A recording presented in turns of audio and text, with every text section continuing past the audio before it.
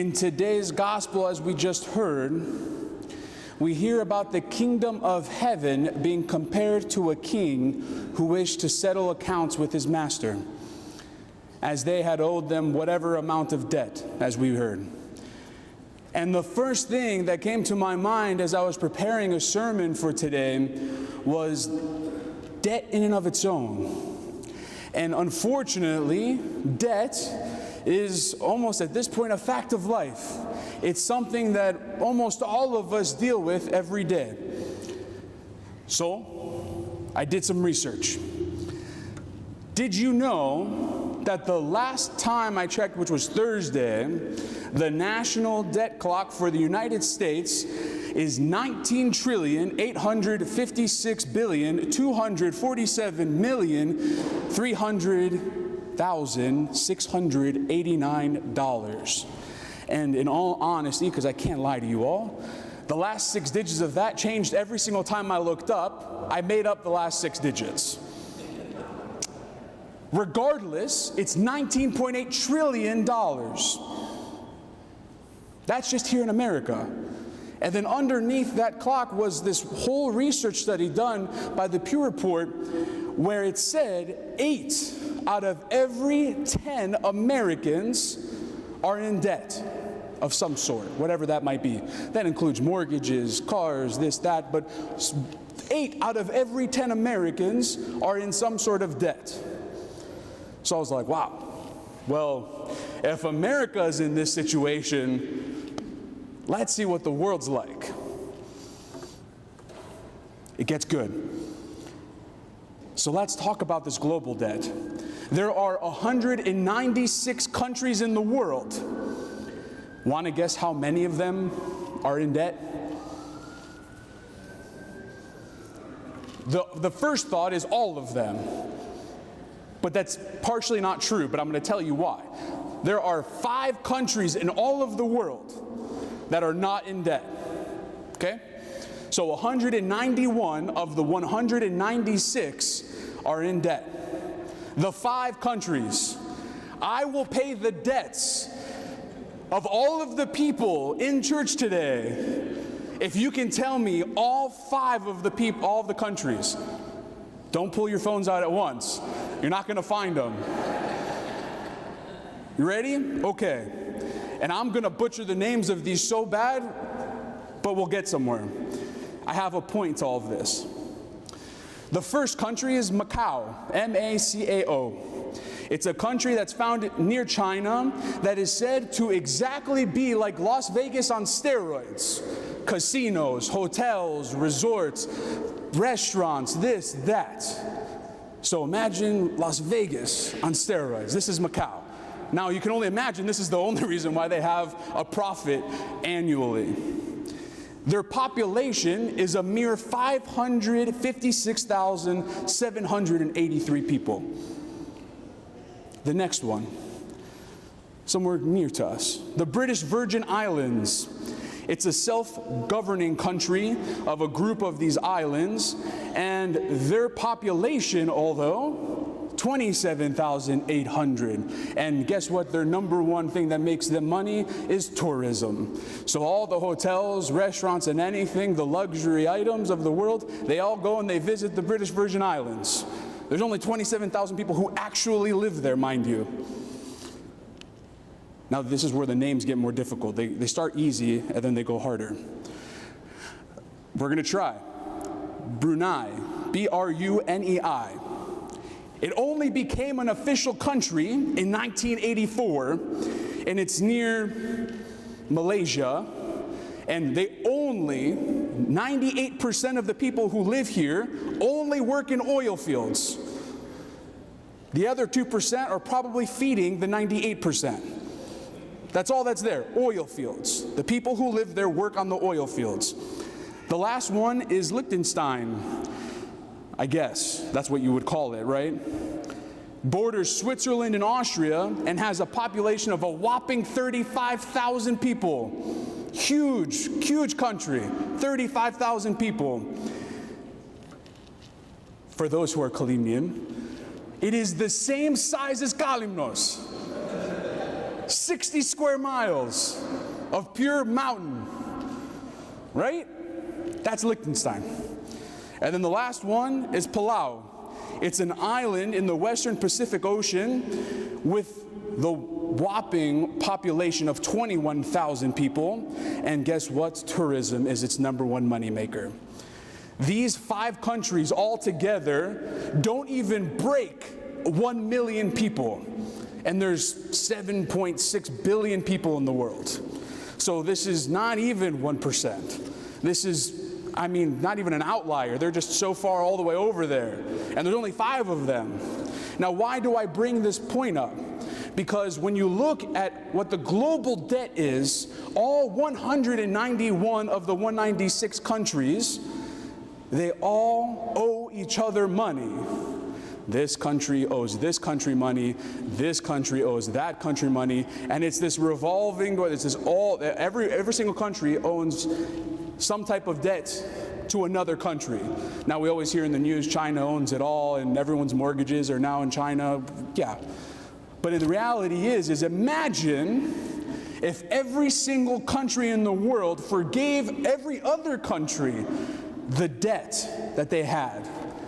Where would our world be, let alone our country be? And the reason why I bring this up, this exaggeration almost, but reality of what debt is because our debts take away the freedom and make us almost slaves to those who we owe our debts to. And today we heard 2 different amounts. And growing up, I always wanted to really know what 1 talent was worth and what 1 denarii was worth. And as we heard, that first servant, he owed his master 10,000 talents. Now, he then was forgiven that debt and went to one of his servants who only owed him 100 denarii. Now, back then, these currencies of what I'm talking about were really mere weights. It was a weight system. So now, a day's work for a typical servant, we'll use that term in quotations, would pretty much get them 1 to 2 denarii a day. So the servant's servant, the second servant that we hear about in the story, owed 100 denarii. That's 100 days worth of work, anywhere from 50 to 100 days worth of work, depending on what level. That would take him maybe 2 to 3 months to get the money he owed. Then I always wondered, well, there's denarii and there's talents. How much is the conversion rate, I guess, from denarii to talents? And from what I could find in commentaries and so on, it is 6,000 denarii to 1 talent. So now, being the mathematician that I am, the numbers start crunching here. All right, so it takes 2 to 3 months for the 100 denarii. 6,000 denarii being 1 talent, it would take 20 years to pay back 1 talent. He owed 10,000. It would take him 200,000 years to pay back the debt that he had to his master, of which, mind you, was forgiven in its totality. The master didn't say, I'm going to put you in jail, sell your family and everything, and hopefully I'll get the money back. He said, all of your debts are forgiven. 10,000 talents. It would take him 200,000 years, all wiped away.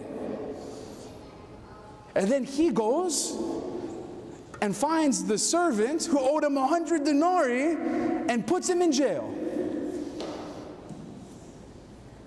Now you get to understand why the words that are used in this gospel are said. This, I guess, comparison allows us to see that when we compare the 100 denarii to that of the 10,000, we really get to see the tremendous amount of God's grace that exists in the world versus the grace that we give one another. I'll say that again. This parable allows us to see the tremendous amount of God's grace compared to the amount of grace we give to one another. Why can't we show that mercy and compassion when we experience it as much as we can? We come to church on Sunday, we say our prayers during the week, we feel that compassion and love, and one of the most difficult things to do is to forgive. Why can't we have that same mercy that God has shown us? Why? Now I want to reference a previous sermon of which I have, of where it says, where we ask to forgive our trespasses as we forgive those who trespass against us in the Lord's Prayer. And the word that's used is aphimi in Greek, which obviously translates into forgiveness. But this word that's used in Greek is a lot different than all of the other words used that explain forgiveness or translate into forgiveness. This one, in its difference, is that we are to forgive the individual who has done something wrong against us and allow it to be as if the event, the wrongdoing, never even happened. Just like how we saw the first master. The master told the servant who owed him that would have taken him 200,000 years to get his money back, knowing it is impossible that he was going to get that money back. Think about it. He had to stop working and paying his bills and work for 200,000 years to then pay back his master. It's impossible. And even the master knew it was impossible. So he forgave him. And hopefully through that grace, rub off on him so that when he goes to his servants, it would then trickle down from there, sharing the love. No. Why? Because a part of our human condition, one of the largest tragedies of our human condition, is we cannot forgive without forgetting. I said it in this previous sermon, I'm going to say it again. We cannot forgive without forgetting. It's one of the most difficult things we can do as humans. But remember, we have to use the word that we speak of today, that's used even in today's gospel, not just in the Lord's Prayer, of aphimi. We have to forgive as if the event never happened. Now, if that's not good enough, I also shared in that same sermon a sign that I drove past on Klosterman Road, which states, to forgive others as quickly as you want God to forgive you. I'm going to read that again because it's necessary. The church sign stated, we need to forgive others as quickly as we want God to forgive us. So now let me paint a picture. There will be a time that comes where we stand in front of the judgment seat of Christ. We ask for forgiveness for all of the misdoings that we have done. Would we not want God to forgive us?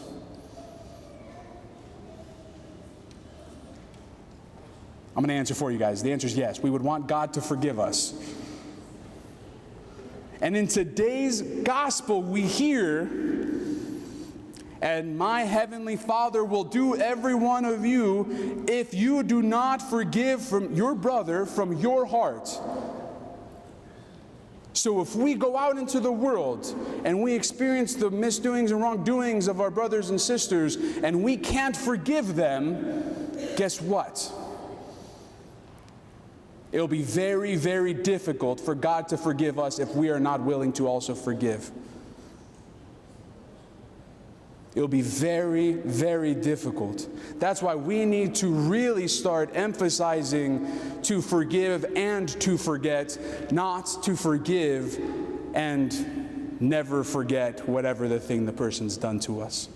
We have to remember that we have to forgive others as quickly as we would want God to forgive us. We have to remember that in this parable, the kingdom of heaven is exactly like this parable says. And that is what God will do unto us as we do unto our brothers and sisters. And it is important, and it's a very difficult thing, just like I said, but that's why we have challenges. That's why we offer challenges. Again, we enter in almost now the 3rd year of our time together where I've been offering challenges to you all. And I pray, I really do, I pray that you take those challenges to heart and allow them to enter into your lives so that when you leave here on Sunday, that it becomes something, okay, well, you know what, Father Samson did say this. Someone might have cut me off on the road. I'm going to forgive them and not chase after them and break their windows in.